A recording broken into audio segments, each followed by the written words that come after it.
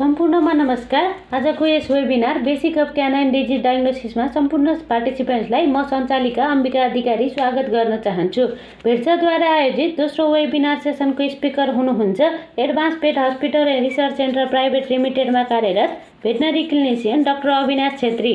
हामीसँग आज presentation session रहेको छ र अन्त्यमा क्वेसन एन्ड सेसन हुनेछ। वेबिनारलाई सफल पार्नका लागि सबै पार्टिसिपेन्ट्सहरूलाई केही नियमहरू पालना गर्न विनम्र अनुरोध गर्दछु। प्रेजेन्टेसन सेसन चलिरहँदा कृपया सम्पूर्णले आफ्नो अडियो म्युटमा राख्नुहोला। साथै कुनै प्रश्न भएमा ह्यान्ड रेज गर्नुहोला। होस्टले ह्यान्ड रेज देखिसकेपछि सो पार्टिसिपेन्ट्सलाई अनम्युट गरिनेछ र हजुरले आफ्नो प्रश्न राख्न सक्नुहुनेछ। हामीसँग जम्मा 45 मिनटको जुम टाइम लिमिट भएका कारण यदि बिचमा सेसन रोकिएमा वा काटिएमा दिएको लिङ्कबाट फेरि कनेक्ट गर्नुहुन विनम्र अनुरोध गर्दछु। Hello and namaste. This is Ambika Adhikari, the moderator for today's webinar entitled Basic of Canine Disease Diagnosis. Our speaker for today's webinar is veterinary clinician Dr. Avinash Chhetri. Before starting the webinar, I would like to request all the participants to abide themselves with some of the basic house rules. Participants are requested to keep themselves muted while the speaker is going his session. Participants are requested to note their question or any queries in the chat box. These questions will be addressed during the question and session. Participants can raise their hand for their question and following there, the host will unmute them. Similarly, last but not the least, our Zoom time is limited to only 45 minutes. So, if disconnected, participants are requested to connect again through the given link. So, with this, I would like to request Dr. Avinash Chhetri for his presentation. Dr. Avinash Chhetri, please kindly start your presentation. Sampurnama Namaskar. So, मेरो नाम Dr. Avinash Chhetri and I am a veterinary clinician at Advanced Pet Hospital and Research Center Private Limited, located at Vishal Nagar, Kathmandu. Today I want to talk about the basics of canine disease diagnosis. So, canine को disease diagnosis कसरी गर्ने डगहरुमा भन्ने कुराको some basic information. This is a very vague topic. यो एकदम ठूलो topic हो है. सो यसको चाहिँ म अलिकति एकदम बेसिक कुराहरुलाई मात्र इन्क्लुड गर्न चाहन्छु यसमा.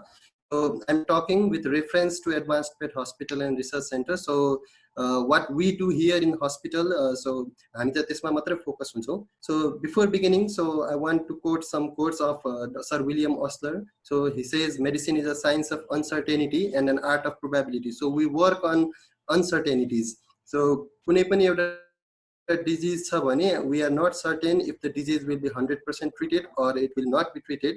तर हामी even if we have 51% chance or 1% chance of the treatment, so we start the treatment. So, and I also want to quote Dr. Andrew Will. So he's a specialist in alternative medicine. So he says, as any doctor can tell you, the most crucial step toward healing is having the right diagnosis. If the disease is precisely identified, a good resolution is far more likely.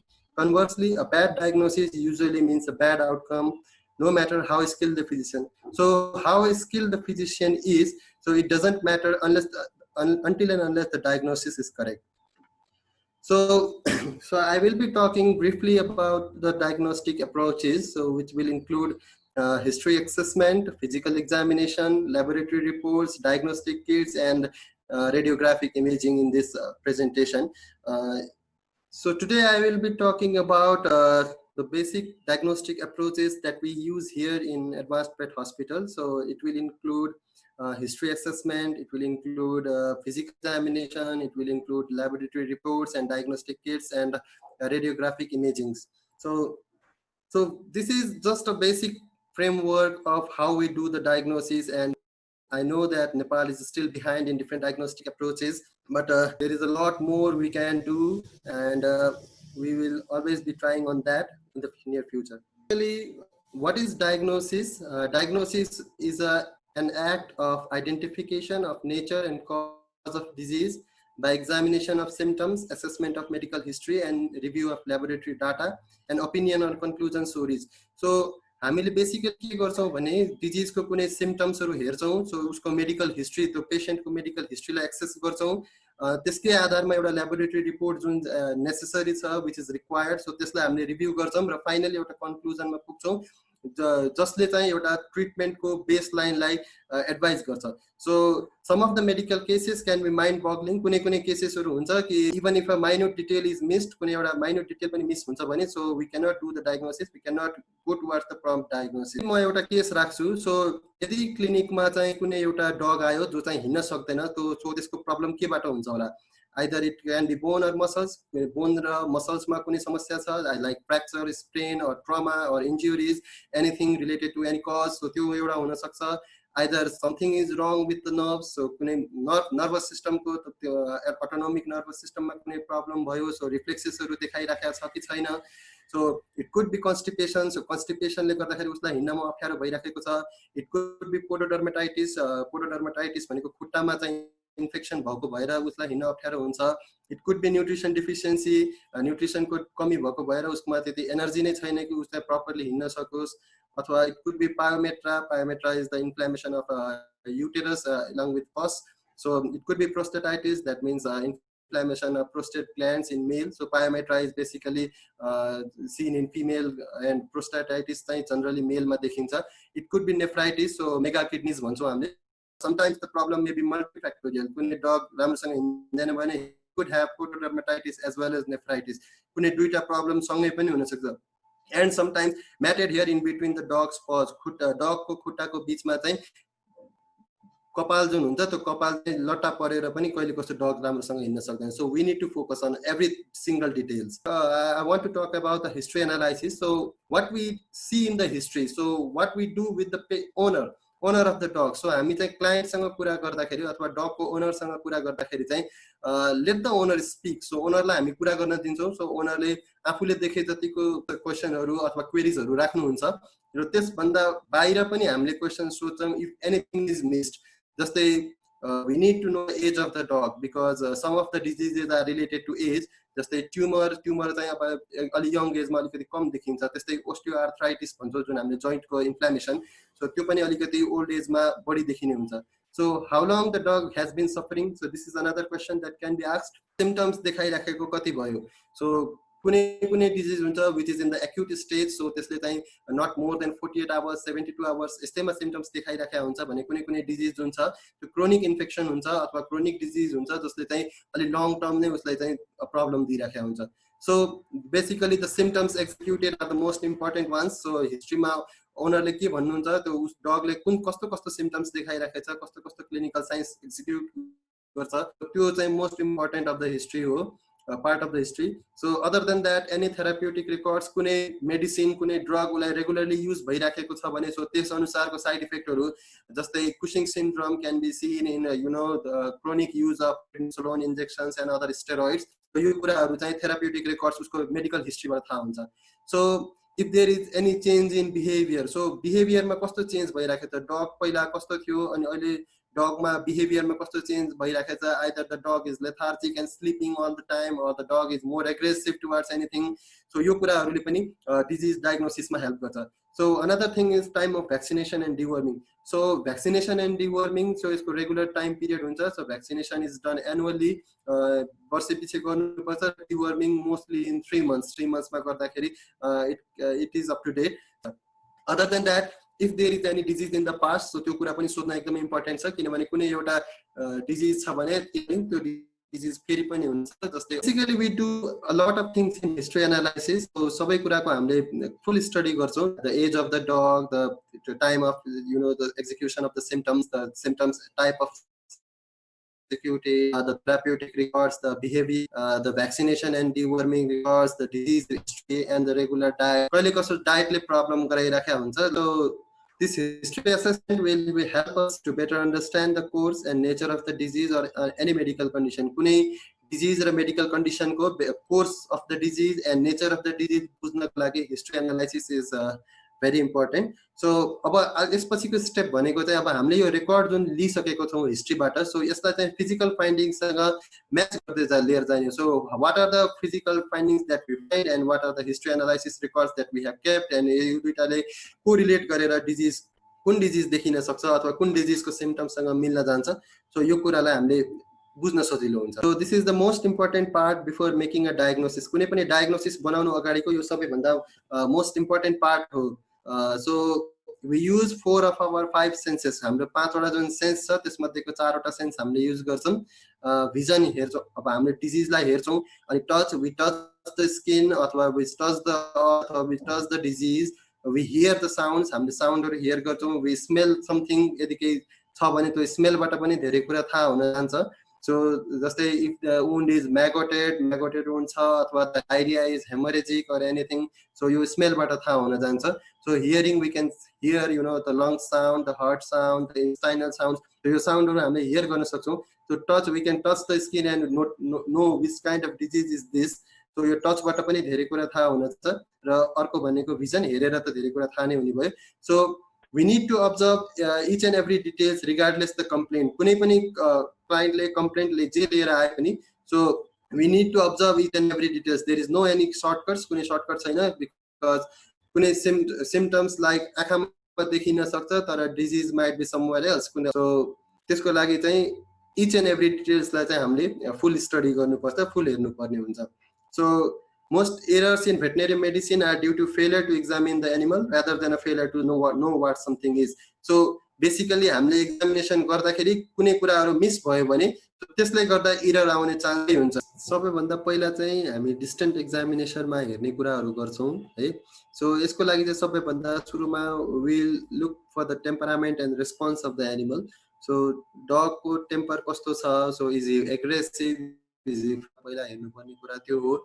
र त्यसपछि उसको response, so is he responsive to everything, जस्तै sound, कुनै साउन्डमा response दिन्छ कि दिँदैन, उसको nerve रेस्पोन्सहरु कस्तो छ. So we check on that. त्यसपछि हामी उसको गेट हेर्छौं, उसको पोस्चर हेर्छौं, उसको बडी कन्डिसन हेर्छौं, either he is lean or thin or fat, and we also see the skin coat condition, बाहिरबाट हेर्दाखेरि कस्तो देखिन्छ. So these all things they come under the distant examination. When we do the close examination, हामी नजिकबाट हेर्दाखेरि चाहिँ we need to check everything from nose to tip of the tail. So कताबाट हेर्ने, अगाडिबाट पछाडीबाट हेर्नेमा फरक पर्दैन, तर हेर्ने बेलामा कन्सिस्टेन्सी चाहिँ हुनु पर्यो. सबै अर्गनलाई चाहिँ राम्रोसँग चेक गर्नुपर्ने हुन्छ. So we need to check the temperature as well. So body को टेम्परेचर कति छ, रेक्टल टेम्परेचर कति छ त्यो हेर्ने हो. त्यसपछि palpable lymph nodes, if त्यो भिजिबल छ या छैन अथवा palpable छ या छैन, सो त्यो कुराहरु हेर्नुपर्ने हुन्छ. So we need to listen for the heart, lungs and the gastrointestinal sound. So यो कुराहरु स्टेथोस्कोप युज गरेर सुन्न सकिन्छ. So we can also check the dental hygiene, हामी चाहिँ dental hygiene हेर्न सक्छौं. So यतापट्टिको पिक्चरमा जुन देखाइराखेको छ, सो यो कटन बल टेस्ट, ब्लफ टेस्ट जस्तै हो. So this is what we do when we suspect any kind of obstruction in the airway. So upper airways मा कुनै obstruction छ भने, so स्लाइडमा जुन वाटर भेपर देखिन्छ, सो त्यसमा चाहिँ अलिकति डिफरेन्स देखिन्छ राइट एन्ड द लेफ्ट नोस्ट्रिलबाट. क्लोज एक्जामिनेसनमा we also check for the nerve reflexes, हामी pedal reflexes, tail reflexes, सबै रिफ्लेक्सहरु चेक गर्छौं. We observe the genitals, so genital organs हरुमा केही प्रब्लम छ कि छैन भन्ने कुरा एक्जामाइन गर्छौं. So we also look for the external injuries, body coat and hernia, कुनै बाहिरबाट देखिन सक्ने प्रब्लमहरु, tumour, hernia, body coat, external injuries, trauma. So यो केही छ भने यो कुराहरु पनि हेर्छौं. Plus we also look for the any signs in urine, stool and vaginal fluids. So पिसाबमा, दिशामा अथवा vaginal fluids हरुमा केही प्रब्लम देखिन्छ भने सो त्यो पनि हामीले अब्जर्भ गर्नुपर्ने हुन्छ. So after this we will try relating every clinical sign. So अब हामीले चाहिँ सबै अर्गन हेरिसकेपछि, अब्जर्भ गरिसकेपछि यसलाई चाहिँ हामी डायग्नोसिस को लागि सबैलाई चाहिँ हामी रिलेट गर्न खोज्छौं. This is what we do. So physical exam, how we do it. So temperature thermometer ले मेजर गरिन्छ. So this is the ear examination with otoscope. So यो यसलाई otoscope भनिन्छ. So यो इन्स्ट्रुमेन्ट कान हेर्न सकिन्छ भित्र. So and this part is the ophthalmoscope. So यो ophthalmoscope लाई पनि यो एउटैमा फिट गर्न सकिन्छ मेसिनमा. So यसले चाहिँ आँखाहरु हेर्न मिल्छ. So this is the stethoscope for hearing heart sound, lung sound अनि GI sound यो हेर्न सकिन्छ. And this is the vaginoscope. So vaginoscope ले चाहिँ भेजाइनामा अथवा अरु कतै के तपाईको भेजाइनामा कुनै प्रब्लम छ कि छैन कुकुरको त्योलाई हेर्न सजिलो हुन्छ. So basically I will go with the eye. सबभन्दा सुरुमा चाहिँ आँखाबाट सुरु गरौँ. So आँखा हेर्दाखेरि चाहिँ different kinds of symptoms हरु देख्न सकिन्छ. जस्तै there could be ocular discharges, जस्तै ओनरले भन्दाखेरि चाहिँ आँखाबाट आँसु आइराखेको भन्न सक्छ अथवा आँखाबाट पानी बगिराखेको छ, चिप्रा आइराखेको छ भन्न सकिन्छ. तर त्यो आँखासँग मात्र रिलेटेड नभएर sometimes it could indicate respiratory tract infection. So ocular discharges can sometimes indicate the respiratory tract infection. So यो पनि कहिले कसो respiratory tract infection को केसमा पनि ocular discharges हरु आउँछ. Similarly corneal clouding, जस्तै यतापट्टिको माथिल्लो पिक्चरमा हेर्न सकिन्छ that the eye is cloudy over here. So यतातिर आँखा चाहिँ cloudy छ. So यो बादल लागे जस्तो जाली परे जस्तो देखिन्छ. So this is due to corneal ulceration. So ulceration ले गर्दाखेरि हुन सक्छ, आँखामा घाउ भएर हुन सक्छ, अथवा it could also indicate liver disease or blood borne infection. कुनै liver को समस्या छ अथवा blood borne infection छ भने so यस corneal clouding देख्न सकिन्छ. So other than that, mucous membrane हेर्न सकिन्छ. Mucous membrane will give us an idea about infection, jaundice and anemia. So infection, jaundice र anemia को symptoms हरु चाहिँ mucous membrane हेरेर थाहा पाउन सकिन्छ. So sometimes we can observe with ophthalmoscope and retinoscope. Ophthalmoscope र retinoscope ले चाहिँ आँखामा भित्र आँखाको भित्र समस्या के छ, ब्लड भेसल मा रप्चर छ अथवा कोर्नियल अल्सरेसन हो अथवा भित्र रेटिनल इन्जुरी छ, यो कुराहरु डिटरमाइन गर्न सकिन्छ. And another thing what we can do is fluorescent dye test, जुन चाहिँ यो तलको पिक्चरमा देखाइएको छ. So basically हामीले आँखामा चाहिँ फ्लोरेसेन्ट स्टेन भन्ने हाल्छौं. So फ्लोरेसेन्ट स्टेन हालिसकेपछि the ulcerated part will be visible. So ulcerated part चाहिँ यो यसरी आँखाको बीचमा देखिने गर्छ. So यसरी चाहिँ आँखाको मात्र physical examination गर्दाखेरि so we look up to these things. So this is another slide I found on internet. So आँखा देख्न सकिन्छ. यसमा चाहिँ 4 of the 5 senses कसरी युज गर्ने कान हेर्नको लागि अथवा ear examination को लागि भन्ने कुरा देखाएको छ. So सबभन्दा पहिला we look for erythema, discharge, anatomic abnormalities. So कानमा कुनै redness छ अथवा कुनै discharge छ अथवा anatomical abnormality छ, so सबभन्दा सुरुमा त्यो हेर्न सकिन्छ. त्यसपछि we can smell for the infection. So infection भयो भने pus निस्किन्छ. So त्यो pus को smell चाहिँ अलि characteristic हुने भएको भएर त्यो smell बाट थाहा हुन्छ. The third thing we can do is palpate for the calcification of the canals with chronic infection. These are the 4 of the 5 senses that we can use to check for the ear infection. So कान को examination गर्दाखेरि so vision, hearing, अनि त्यसपछि palpation, अनि त्यसपछि smell. So चारवटै कुरा ear मा के problem छ भन्ने कुरा determine गर्न सकिन्छ. And sometimes we do the abdominocentesis for fluid evaluation. So abdominal fluid को consistency ले पनि भित्रको के डिजिज छ, इन्टरनल डिजिजहरुलाई डिटरमाइन गर्न सकिन्छ. सो सबभन्दा पहिला व्हाइट येलो कलरलेस फ्लुइड जुन चाहिँ यहाँ पिक्चरमा देखाएको छ. सो यस्तो किसिमको फ्लुइड आयो भने सो क्यानुलाबाट so this indicates transudative fluid. So यो ट्रान्सुडेटिभ फ्लुइड हो. It may be either due to seepage of blood. So blood चाहिँ कतैबाट सिपेज भएको हुन सक्छ. सो त्यो देखिन्छ. अर्को भनेको चाहिँ कतै इन्फ्लामेसन छ अथवा लिभर हेपाटाइटिस. So यस्तो टाइप अफ फ्लुइड चाहिँ एक्युमुलेट हुन्छ स्टमकमा. सो त्यस्तै गरी क्लाउडी रेड और पिंक फ्लुइड भयो भने सो यसमा चाहिँ सेप्टिक एक्जुडेट हो यो भनेको. सो यो भनेको इन्फेक्सनलाई चाहिँ डिनोट गर्छ. त्यस्तै गरी haemorrhagic colour of fluid abdominal fluid देखिन्छ भने that may be either due to tumour or active bleeding. So tumour अथवा एक्टिभ ब्लिडिङले गर्दाखेरि चाहिँ हेमोरेजिक टाइप अफ फ्लुइड चाहिँ देख्न सकिन्छ. Microscopic examination is a must for skin problem. So skin को समस्याको लागि microscopic examination गर्नै पर्ने हुन्छ. त्यस्तै गरी ear wax कहिले कसो earमा जुन abnormalities-हरु allergies-हरु देखिन्छ. So it could be due to ear mites. So ear mites ले गर्दाखेरि हुन्छ. So यो पिक्चरमा देखिएको the first one is otodactylus. So यो भनेको ear mite हो यो. So यो ear mite को पिक्चर हो. त्यसपछाडीको भनेको यो चाहिँ demodex को पिक्चर हो.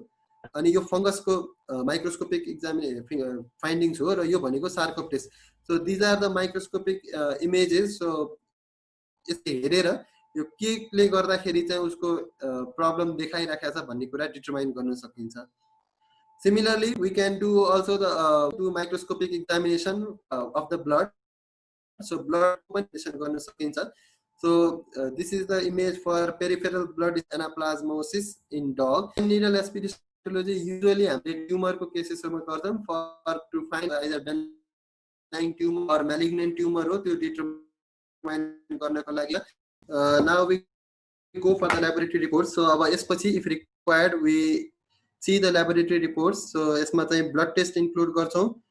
यसमा चाहिँ complete blood count, liver function test, renal function test र र्यान्डम ग्लुकोज टेस्ट गर्न सकिन्छ. त्यस्तै गरी thyroid profile if required. So यदि चाहिन्छ भने थाइरोइड प्रोफाइल पनि हेर्न सकिन्छ. So we do the urine analysis. So urine analysis गर्न सकिन्छ. So for detection of any kind of crystals in urine or pus in urine. So यो कुराहरु चाहिँ urine analysis बाट थाहा हुन्छ. Ear infection को लागि culture and sensitivity गर्न सकिन्छ. So सबभन्दा पहिला ear infection जुन ear wax हुन्छ त्यो ear wax लाई bacterial culture गरेर त्यसमा antibiotic sensitivity test apply गर्न सकिन्छ. So for the hematology ले हामीलाई के थाहा दिन्छ भने, so first of all there is the packed cell volume. So hematocrit value ले this value will be high in dehydration. So dehydration को केसेस मा चाहिँ यो भ्यालु बढेर आइदिन्छ नर्मल रिफरेन्स रेन्ज भन्दा, भने एनिमिया को केसेसहरुमा चाहिँ यो भ्यालु चाहिँ लो भइदिन्छ. त्यस्तै गरी प्यानसाइटोपेनिया को केसमा पनि यो लो भइदिन्छ. त्यस्तै गरी RBC count it is also high in dehydration. Dehydration को बेलामा बढी हुन्छ र न्यूरोप्लेसिया को बेलामा यो कम देखिन्छ अथवा ट्युमर को बेलामा पनि बढेर आइदिन्छ. भने RBC count it will be low in anemia. So यदि कतैबाट एनिमिया छ भने चाहिँ त्यति बेला RBC count कम हुन्छ. त्यस्तै गरी हेमोरेज भइराखेको छ, कतैबाट चाहिँ एक्टिभ ब्लिडिङ भइराखेको छ भने त्यति बेला पनि RBC count कम हुन्छ. र haemolysis inside the blood vessels भित्र नै यदि RBC सेल्सहरु रप्चर भइराखेका छन् भने सो त्यति बेला पनि RBC count कम देखिन्छ. So then is the WBC count. So white blood corpuscle को जुन count हुन्छ, so this is the most important. So it will denote us, indicate the infection. So infection देखाउन सकिन्छ, हेर्न सकिन्छ.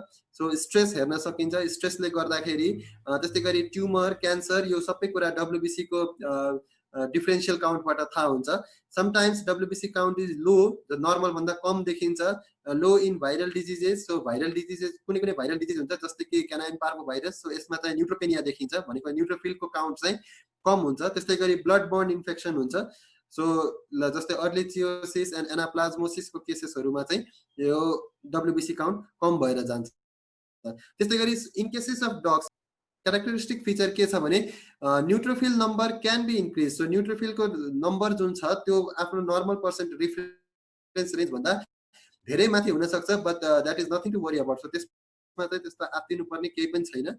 So sometimes the WBC count may be normal but the infection can be chronic. So normal WBC count देखाए पनि infection चाहिँ के हुन सक्छ त क्रोनिक भएको हुन सक्छ. तो यस्तो केसेसमा चाहिँ लिम्फोसाइटोसिस देख्न सकिन्छ, भनेको चाहिँ लिम्फोसाइट को नम्बर जुन छ त्यो बढेर आइराखेको हुन्छ.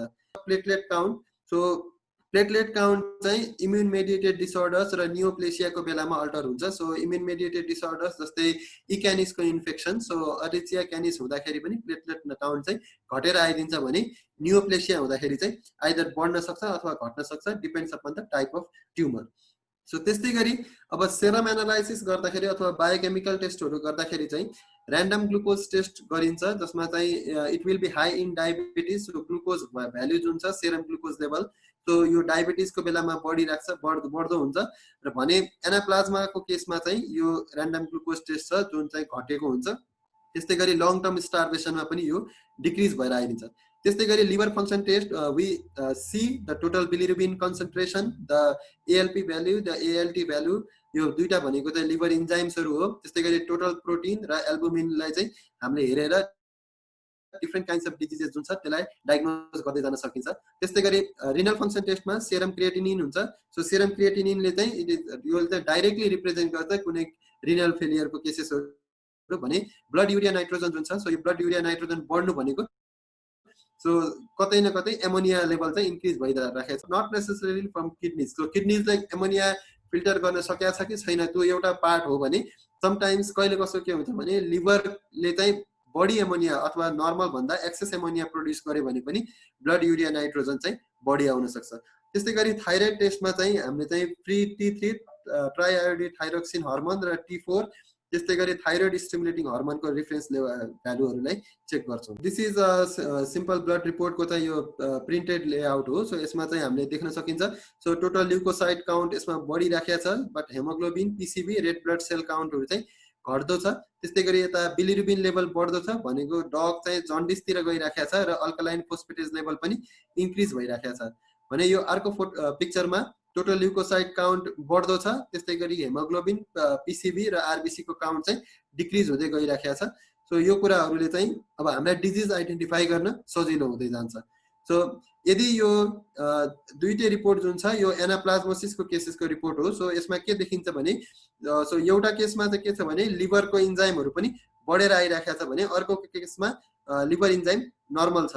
त्यस्तै गरी हेमोग्लोबिन, पीसीबी र आरबीसी दुईटै केसमा डिक्रिज भइराखेको छ र ल्युकोसाइट काउन्ट चाहिँ दुईटै केसमा इन्क्रिज भइराखेको छ। तर यो फर्स्ट रिपोर्टमा चाहिँ प्लेटलेट काउन्ट पनि डिक्रिज भएर गइराखेको छ। सो एउटै डिजिजको पनि ल्याबोरेटरी रिपोर्ट अथवा ब्लड काउन्ट जुन हुन्छ, ब्लड टेस्टको रिपोर्ट चाहिँ फरक आउन सक्छ। So we need to check everything. So सबै कुरालाई हेरेर एउटा प्रोबेबिलिटीको उसबाट जानुपर्ने हुन्छ।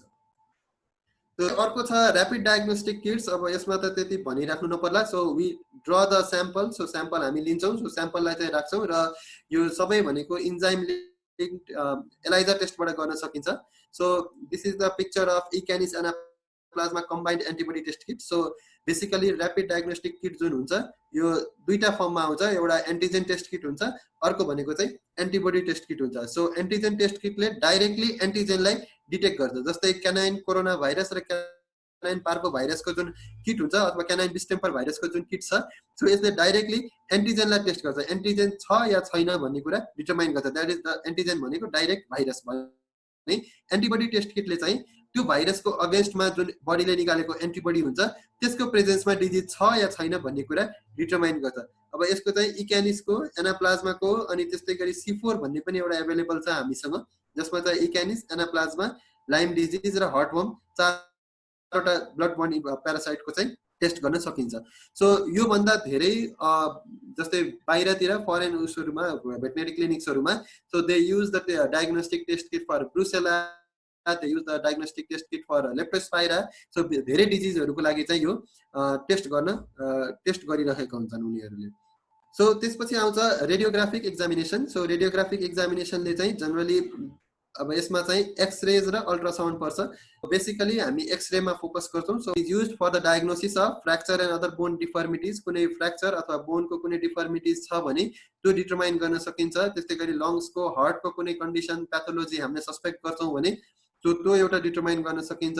त्यस्तै गरी ग्यास्ट्रोइन्टेस्टाइनल ब्लकेज जुन छ सो त्यो एउटा चेक गर्न सकिन्छ। त्यस्तै गरी युरोलिथियासिस भनेको युरिनमा चाहिँ स्टोनहरु अथवा युरिनरी सिस्टममा चाहिँ कतै स्टोनहरु छ भने त्यो डिटरमाइन गर्न सकिन्छ। र मोस्ट जतिसम्म सकिन्छ so as far as possible we need to take two views of the x-ray. So x-ray गर्दाखेरि कुनै पनि एउटा अर्गनको अथवा पार्ट अफ द बडीको चाहिँ दुई भ्यूमा गर्नुपर्छ। एउटा चाहिँ एन्टेरियर पोस्टेरियर भेन्ट्रोडोर्सल भन्छौँ सो त्यसलाई। सो एउटा त्यो भ्यू र अर्को भनेको ल्याटरल भ्यूमा गर्नुपर्ने हुन्छ। त्यस्तै गरी अल्ट्रासाउन्ड पनि हामीले युज गर्छौं। So for diagnosis of condition relating to internal organs like internally कतैबाट ट्युमर छ अथवा कतै ब्लिडिङ छ भन्ने कुरा त्यो डिटरमाइन गर्न सकिन्छ। त्यस्तै गरी पायोमेट्र डिटरमाइन गर्न सकिन्छ। त्यस्तै गरी प्रेग्नेन्सी डायग्नोसिसमा पनि अल्ट्रासाउन्ड हेल्पफुल हुन्छ। So this is the radiographic examination. So यो चाहिँ एक्सरे को पिक्चरहरु हो। सो फर्स्ट पिक्चरमा यो पिक्चरमा हातको पिक्चरमा चाहिँ यहाँनेरि फ्र्याक्चर देख्न सकिन्छ। सो यो जुन बोन छ यो मेटा कार्पल बोन, सो यो चाहिँ ब्रेक भइराखेको छ, फ्र्याक्चर भइराखेको छ। त्यस्तै गरी यो फोटोमा जुन छ सो यहाँ चाहिँ ब्याकबोन नै टुक्रिएको छ। सो ब्याकबोनको फ्र्याक्चर छ, स्पाइनल फ्र्याक्चर छ यहाँ चाहिँ। सो यो पिक्चर जुन छ यो हिप डिस्प्लेसियाको पिक्चर हो। सो यसमा चाहिँ यो फिमोरल हेड आफ्नो यो इनलेटबाट बाहिर निस्किएको छ अथवा पेल्भिक जोइन्टबाट बाहिर निस्किराखेको छ।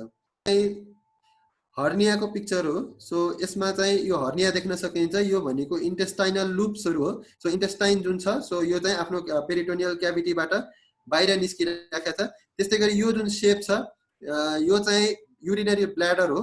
सो युरिनरी ब्ल्याडर पनि जुन छ यो हर्नियल स्याक भित्र आइसकेको छ। यो चाहिँ यो इमेजिङबाट क्लियर हुन सक्छ। त्यस्तै गरी अब यो पिक्चरमा चाहिँ यहाँनेरि जुन देखिन्छ यो कन्ट्रास्ट चाहिँ हेमोरेजको कन्ट्रास्ट हो। भनेको एक्टिभ ब्लिडिङ भएर त्यहाँनेरि चाहिँ ब्लड क्लट भइराखेको छ भन्ने कुरा डिटरमाइन गर्न सकिन्छ। सो यो पनि एक्सरेबाट हेर्न सकिन्छ। त्यसपछि यो थर्ड पिक्चर जुन छ यसमा चाहिँ यहाँनेरि युरिनरी क्याल्कुलाइहरु बसेको छ युरेथ्रल ओरिफिसमा। सो युरेथ्रल ओपनिङको नजिकै आएर यो युरिनरी क्याल्कुलाइहरु यहाँ बसिराखेको छ।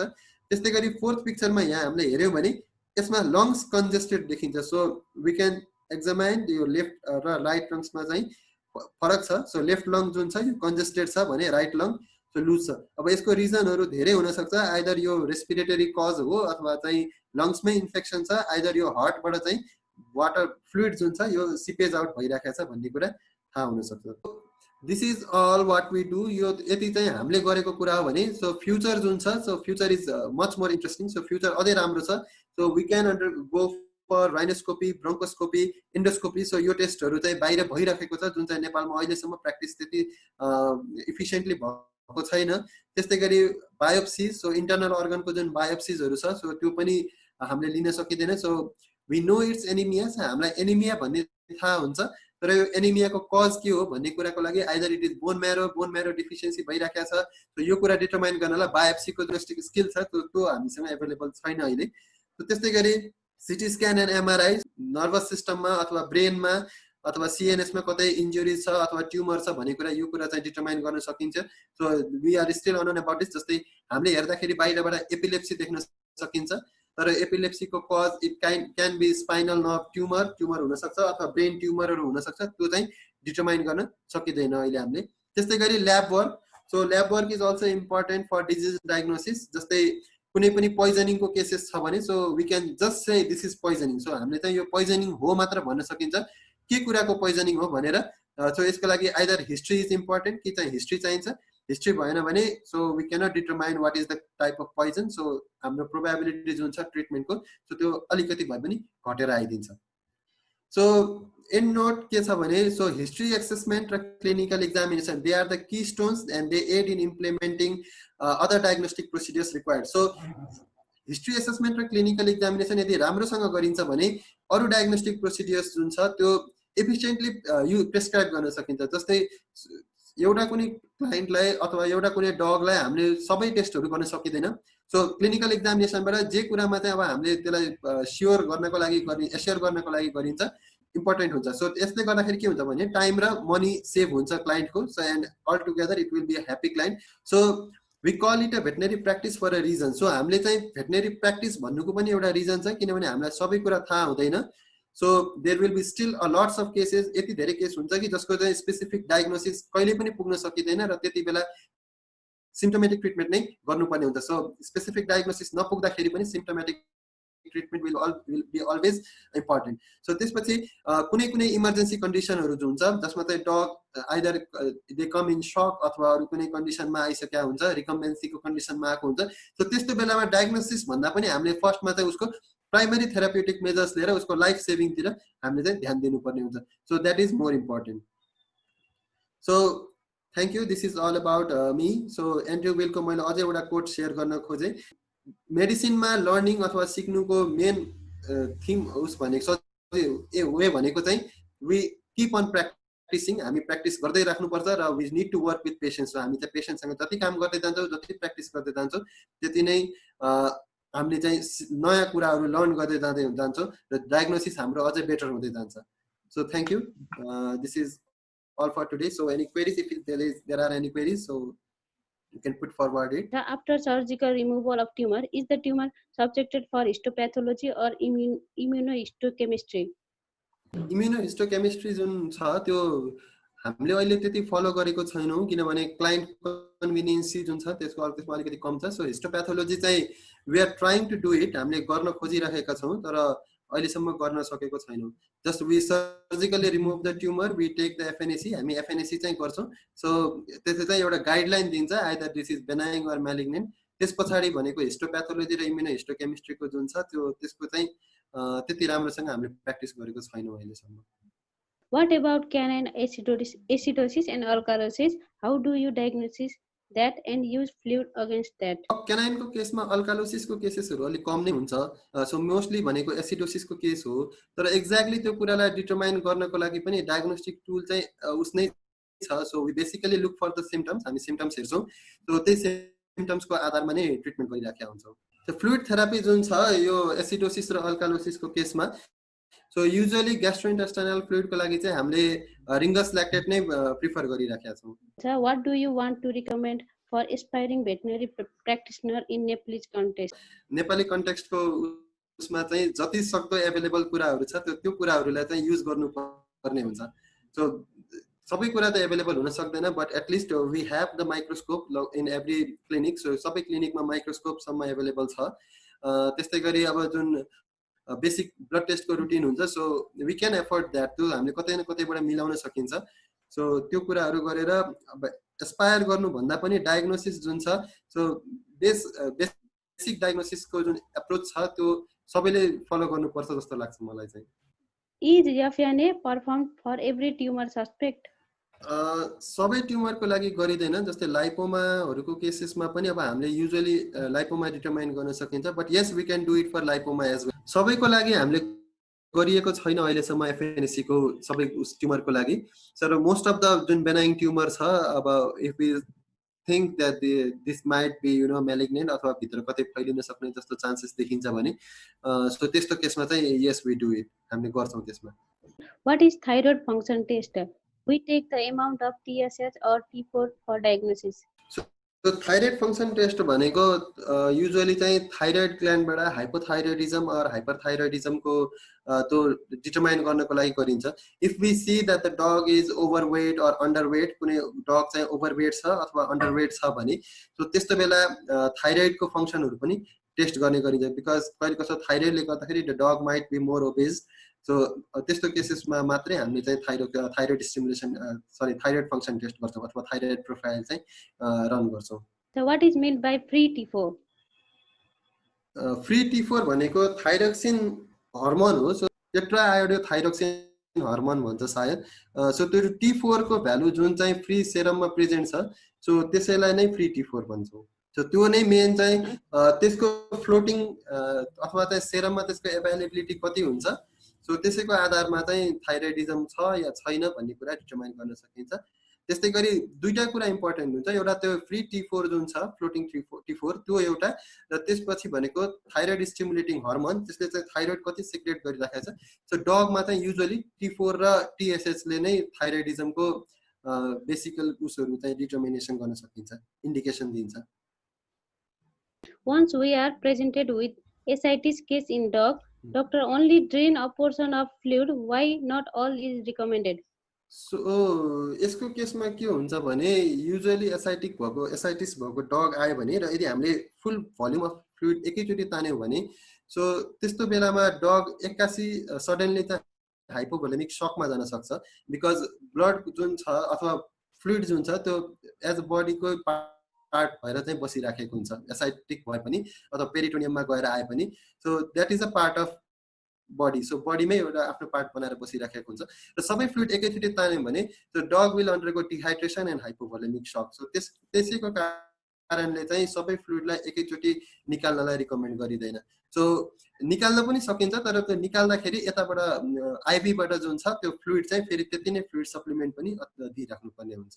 How do you cope with loss of a patient in spite of you are trying your best but having limited option and resource to help you? So यो कुरा त ethical कुरा हुन जान्छ। सो कहिले कसो जति नै गर्दाखेरि पनि हुँदैन, सो ट्राई गर्दैनौँ। सो त्यस्तो केसेसमा we just inform the owner. So हामी क्लाइन्टसँग पहिले कुरा गर्छौँ कि before we go to the diagnosis we need to perform the life saving उस। सो त्यो जुन लाइफ सेभिङ थेराप्युटिक जुन छ त्यो सबैभन्दा पहिला चाहिँ त्यो नै गर्छौँ भनेर हामीले क्लाइन्टलाई पहिले भनेको हुन्छौँ। त्यसरी नै कुरा गर्छौँ। त्योभन्दा धेरै त अब डायग्नोस्टिक टेस्ट नै एभाइलेबल नभएको केसेसहरूमा so we usually say that most of the things most of the parts of diagnosis we are limited to that भने हामी त्यति नै कुराहरूमा चाहिँ लिमिट भएको छौँ। सो सबै कुरा डायग्नोसिस हुन सक्दैन, तर very few either 1% 2% of the cases जुन हुन्छ त्यो चाहिँ डायग्नोसिसबाट टाढा हुन्छ। What would be the treatment pattern for a case with sudden tremor lasting for an hour in dog? Tremor आइराखेको डग छ भने फर्स्ट अफ अल अब यसमा पनि पहिला सुरुमा त डायग्नोसिस गर्नु पर्यो कि ट्रेमर के कारणले गर्दाखेरि आइराखेको छ भनेर। सो त्यसमा एउटा पार्ट जुन हुन्छ त्यो either it may be due to epilepsy. So एपिलेप्सीको जुन पार्ट छ त्यसलाई चाहिँ अब हामीले एपिलेप्सी मात्र भन्न सक्छौँ अहिलेसम्मको केसमा नेपालमा। सो एपिलेप्सी भन्दा माथि हामीले भन्न सक्दैनौँ। So another cause is hypoglycaemia. So एकदम सुगर लेभल डाउन छ भने पनि ट्रेमर्सहरू सकहरू आउन सक्छ। सो त्यो एउटा पार्ट हो जुन ब्लड टेस्टबाट थाहा हुन्छ। The next is suspect is poisoning. So पोइजनिङको पनि सस्पेक्ट गर्न सकिन्छ, जसले पोइजनिङले गर्दाखेरि कुनै न्युरोटक्सिन चाहिँ रिलिज भयो भने बडीमा भने त्यसले पनि ट्रेमर आउँछ। अनि अर्को भनेको क्यानाइन डिस्टेम्पर छ जुन चाहिँ एज अथवा हिस्ट्रीबाट थाहा हुन्छ। सो किनभने क्यानाइन डिस्टेम्परबाट जुन ट्रेमर आउँछ so pattern of the tremor will always be different. So कुनै पनि डिजिजमा हेर्ने भने प्याटर्न अफ द ट्रेमर फरक हुन्छ। सो त्यो अनुसार डिजिज पहिला लगभग थाहा पाउन सकिन्छ। जस्तै अब इनकेस समटाइम्स के हुन्छ भने एक्ल्याम्सियाको केसेसहरू आउँछ। मिल्क फिभर हुन्छ बिच उसमा फिमेल डगमा आफ्टर पार्चुरेसन पछाडि।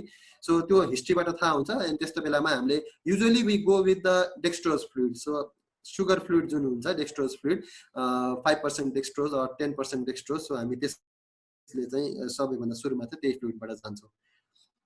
Why do we don't use vincristine in mammary tumor? What about its use in malignant tumor? Use गर्न नसकिने भन्ने त अब त्यो मैले पनि त्यस्तरी लिटरेचरहरू फलो गर्दिनँ होइन। किनभने केमोथेरापी हो जे पनि युज गर्न सकिन्छ। तर भिन्क्रिस्टिन वर्क्स बेस्ट फर सेक्रेटिभ ट्युमर। जस्तै हामीले युज गर्ने भिन्क्रिस्टिन जुन छ त्यो भनेको ट्रान्समिसेबल भेनेरल ट्युमर जुन छ त्यो सेक्रेटरी ट्युमर हो। सो त्यसमा सेक्रेटरी एपिथेलियम टिस्यु हुन्छ। सो त्यसमा चाहिँ भिन्क्रिस्टिनले धेरै काम गर्छ। अदर देन द्याट अरू केसेसहरूमा जस्तै मेमोरी ट्युमरहरूको केसमा चाहिँ के हुन्छ भने त्यसमा यो सार्कोमा हो अथवा चाहिँ मसल मास हो अथवा फ्याट मास हो जसमा भिन्क्रिस्टिनको एफिकेसी सायद कम हुन्छ, त्यही भएर युज गर्दैनन्। र अब जहिले पनि मेडिकल प्र्याक्टिसमा अथवा भेटनेरी प्र्याक्टिसमा we need to look over the risk. So रिस्कभन्दा माथि हेर्नुपर्ने हुन्छ, रिस्कलाई पनि एउटा फ्याक्टर कन्सिडर गर्नुपर्ने हुन्छ। So using vincristine and having the side effect more dangerous than mammary tumour अथवा अरू कुनै ट्युमर भने we should avoid that, I guess. Could you please revise on detection of airway obstruction during close examination? So airway obstruction चाहिँ अब यो सबै केसमा गर्न सकिँदैन। सो कुनै केसेस जस्तै डग आयो and he is continuously sneezing. So हाछ्यु गरेको गरै छ and you suspect there is something in the nostril. So केले चाहिँ त्यो एयरवेलाई ब्लक गरिराखेको छ भने सो त्यस्तो केसमा चाहिँ के गरिन्छ भने आइदर एउटा कटनको बल लिने त्यसलाई चाहिँ त्यो फ्लफी कटन लिन सकिन्छ अथवा चाहिँ यो त्यो माइक्रोस्कोपिक स्लाइड जुन छ सो त्यो नोज माथि चाहिँ एउटा गरेर राख्दै जाने। सो राख्दै जाँदाखेरि चाहिँ युजुअली नोजमा चाहिँ एयर ब्लो गर्दाखेरि नोजबाट एयर ब्लो गर्दाखेरि चाहिँ एउटा सर्कल फर्म हुन्छ त्यो वाटर भेपरले चाहिँ माइक्रोस्कोपिक स्लाइडमा। सो त्यो सर्कल यदि फुल सर्कल आउँछ भने अब्स्ट्रक्सन छैन, बाटो एयरवे क्लियर छ भन्ने कुरा हुन्छ। यदि त्यसमा अब्स्ट्रक्सन आयो अथवा हाफ मात्र आयो अथवा आउँदै आएन भने चाहिँ त्यति बेला भनेको चाहिँ अब कतै अब्स्ट्रक्सन छ यो अप्पर नोस्ट्रिलमा भन्ने कुरा थाहा पाउन सकिन्छ। Behind frequently hair loss in dog, and what are its preventive measures? So अब मैले आफ्नो प्र्याक्टिसमा युजुअली हेयर लसको धेरै रिजन हुन्छ। सो त्यही मैले भने जस्तो so everything should be considered. Sometimes liver disease, कहिले कसो लिभर डिजिजले गर्दाखेरि हेयर फल भइराखेको हुन्छ भने कहिले कसो नर्मल हेयर सेडिङ हुन्छ डगमा। त्यो गर्मीदेखि जाडोमा जाँदा अथवा जाडोदेखि गर्मीमा आउँदा सो युजुअली डगले चाहिँ आफ्नो हेयर चाहिँ खसालिराखेको हुन्छ अथवा उनीहरूको बडी कोड जुन छ त्यो चेन्ज भइराखेको हुन्छ। Nothing much we can do about that. So climatic कन्डिसनले गर्दा भइराखेको छ अथवा हर्मोनल चेन्जले गर्दा भइराखेको छ भने सो त्यसमा चाहिँ त्यति धेरै केही गर्न सकिँदैन। So basically we use omega 3 omega 6 fatty acid supplement. So त्यो सप्लिमेन्ट हामीले युज गर्छौँ ओमेगा 3 ओमेगा 6 फ्याटी एसिड्सको अथवा फिश ऑयल अथवा कर्न ऑयल भनेर पाउँछ सुपर मार्केटहरुमा। सो नेचुरली चाहिँ त्यसले पनि ट्रिटमेन्ट गरिराखेका हुन्छौँ। And then we use vitamin C अथवा एप्पल साइडर भिनेगर जसले चाहिँ स्किनलाई चाहिँ नरिश गर्छ अथवा पीएच स्किनको पीएच चेन्ज गर्छ। त्यसले पनि हेयर फललाई धेरै मात्रामा एभोइड गरिराखेका हुन्छ। But it's a long term therapy. जस्तै अब कुनै डिजिज छैन भने इफ एभ्रिथिङ इज फाउन्ड, जस्तै लिभर फङ्सन टेस्ट नर्मल छ, स्किनमा फङ्गस छैन, माइट्स छैन, ब्याक्टेरियल इन्फेक्सन छैन, टिक्स लाइस केही पनि छैन, फ्लिजहरू केही पनि छैन र युजुअली यदि उसले मात्र भएको छ भने क्लाइमेटिक अथवा हर्मोनल चेन्जेसले भएको छ भने so what we can do we can just groom it every day. सधैँ एभ्री डे चाहिँ उसको कपाल कोर्दिनु पर्यो। सो कपाल कोर्दै जाँदाखेरि चाहिँ हेयर फलको जुन समस्या छ सो त्यो कम हुन्छ। बिकज जति त्यो डेड हेयर चाहिँ स्किनमा एट्याच भइराखेको हुन्छ सो त्यतिखेरसम्म चाहिँ नयाँ डिजिज जुन छ त्यो आउन सक्ने चान्सेस बढी हुन्छ। Treatment for ticks and lice complicated with fungal infection? Usually ticks lice र फंगल इन्फेक्सन एकैचोटि आउनु भनेको this is due to bad sanitation practices जुन चाहिँ डगलाई नुहाइदिने जुन छ त्यो अलिकति कम भयो अथवा चाहिँ डग चाहिँ ओभर डर्टी छ भने त्यस्तो बेलामा चाहिँ अलिकति बढी टिक्स लाइस प्लस फंगसको प्रब्लम आउँछ सो इन द्याट केस त्यस्तो केसेसहरूमा चाहिँ युजुअली एउटा मेडिकेटेड स्याम्पू पाउँछ anti fungal and anti tick fleas वाला so that could be effective so त्यो एउटा इफेक्टिभ हुनसक्छ र मैले अघि भने चाहिँ फर्स्ट एन्ड फरमोस्ट थिङ जुन छ त्यो नेचुरल इम्युनिटी स्किनको छ त्यसलाई चाहिँ मेन्टेन गरिराख्नुपर्छ जस्तै टिक्स लाइस सुरुमा आयो अथवा फंगस सुरुमा आयो जसले गर्दा स्किनको इम्युनिटी कम हुन्छ र एउटा पछि अर्को प्रब्लम चाहिँ एड हुँदै जाने हो सो बेसिकली यदि स्किनको इम्युनिटी राम्रो छ अथवा स्किन चाहिँ भित्रैबाट स्ट्रङ छ भने सो दुईटै प्रब्लमलाई एकैचोटि डिल गर्न सजिलो हुन्छ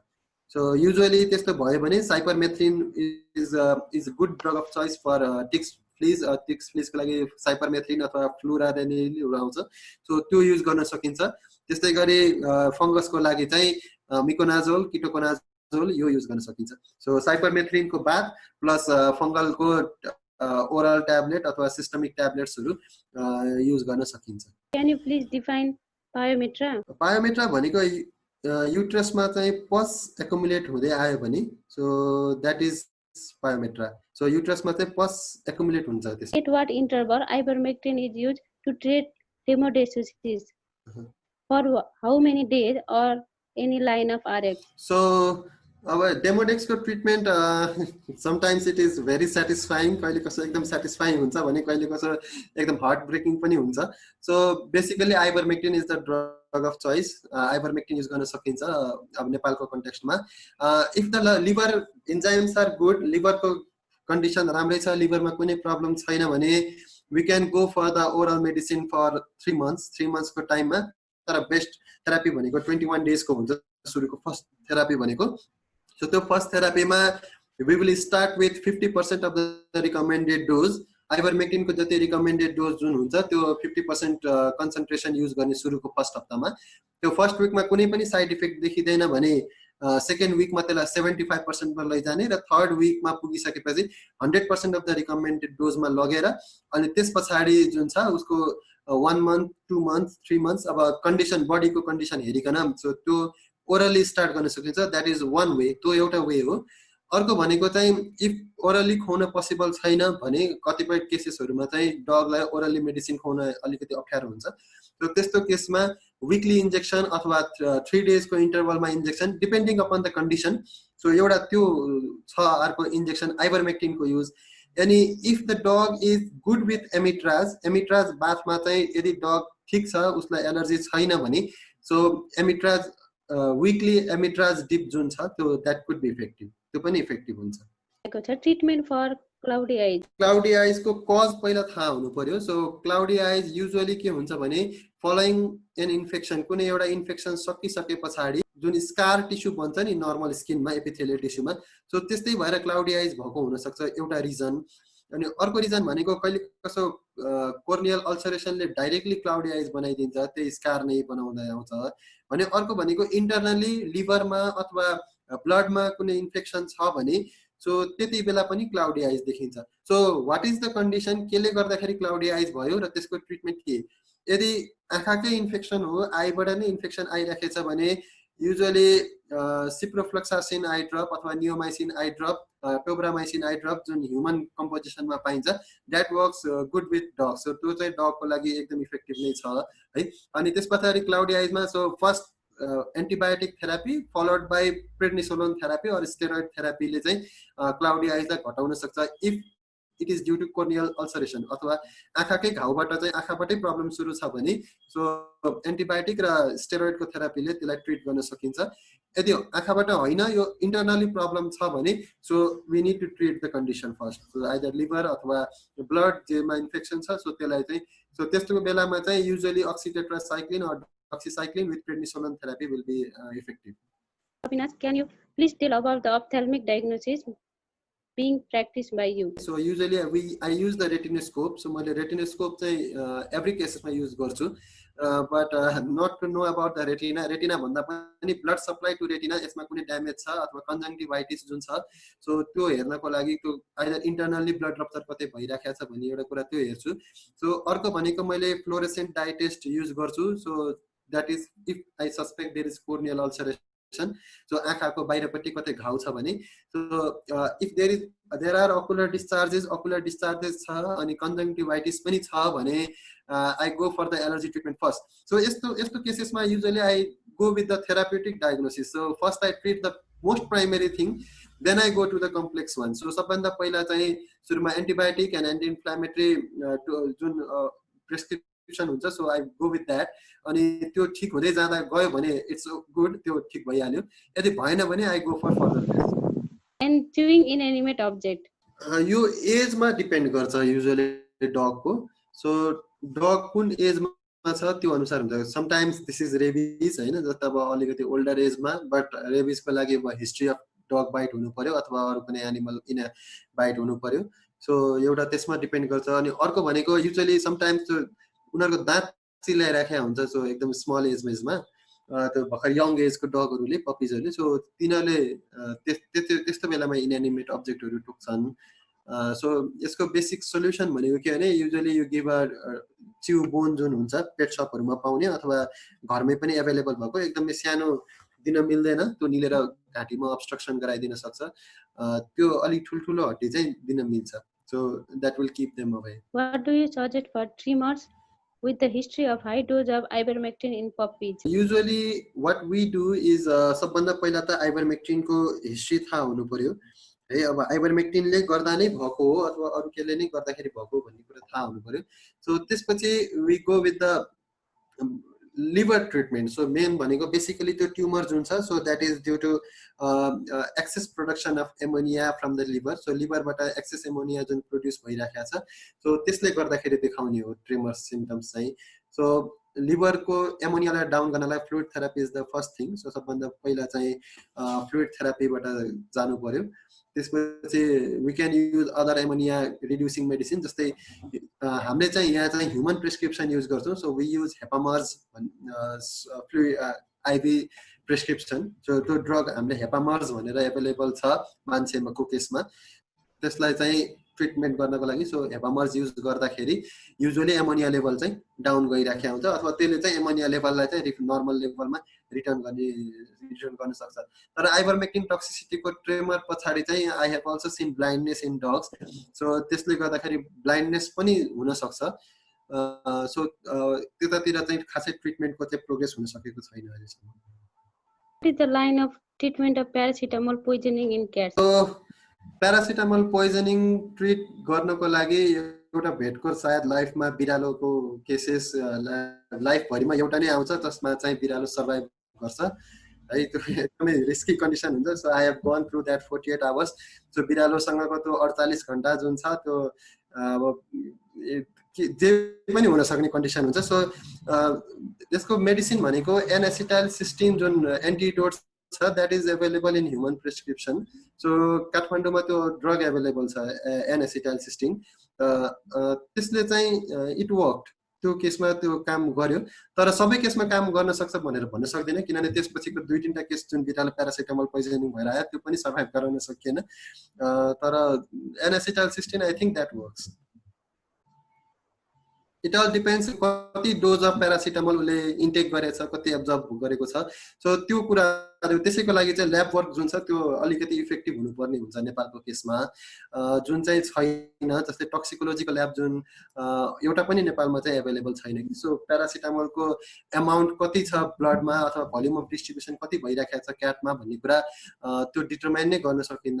त्यसको आधारमा चाहिँ डोज क्यालकुलेट गर्नुपर्ने हुन्छ, एनएसिटाइलसिस्टिन कति दिने, कति टाइमसम्म दिने भनेर.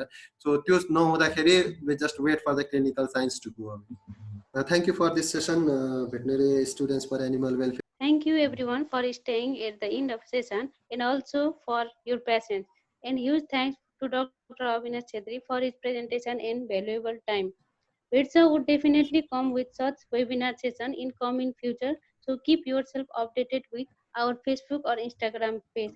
And also we are getting familiar with Zoom app, as well as in next webinar we will try to cover the shortcomings.